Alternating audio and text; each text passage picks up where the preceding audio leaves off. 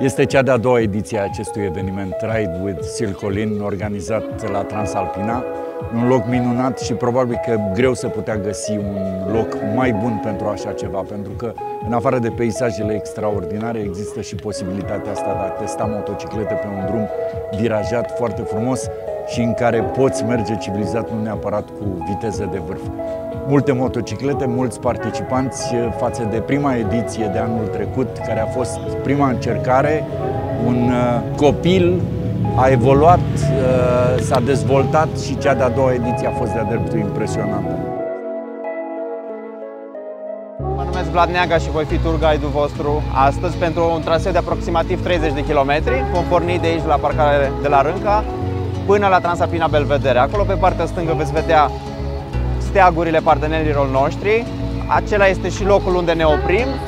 Pentru aproximativ 5 minute vom schimba niște impresii, vom face niște fotografii, locul acela superb, și ne vom întoarce din nou ca și un grup. Vă rog să nu depășiți tour guide-ul, să mergeți în zona dumneavoastră de confort și să încheiem ziua cu bine. Dacă aveți întrebări, totul în regulă? Bine, mulțumim!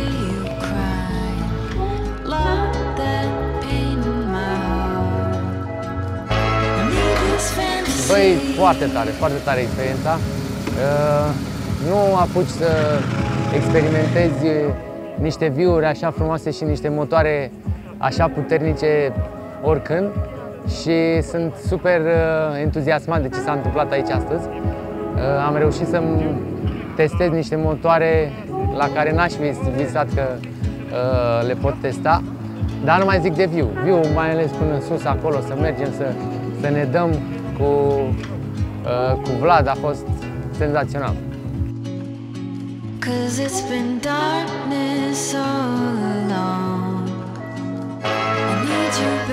A fost foarte interesant. Transalpina, oricum, după mine, așa, poate opinie un pic nepopulară, este cel mai frumos drum din România. Cel puțin pentru motociclete este absolut fantastic. Am testat o grămadă de variante de motoare, mai multe filme așa, și am fost impresionat de foarte multe modele. Plus că am prins la un moment dat și o turmă de oi pe drum și a fost cel mai frumos lucru care se putea întâmpla. Să stăm 10 minute toți pe loc, mașini, motociclete, la coadă, să ne atingă un pic și transumanța. Chiar a fost foarte frumos.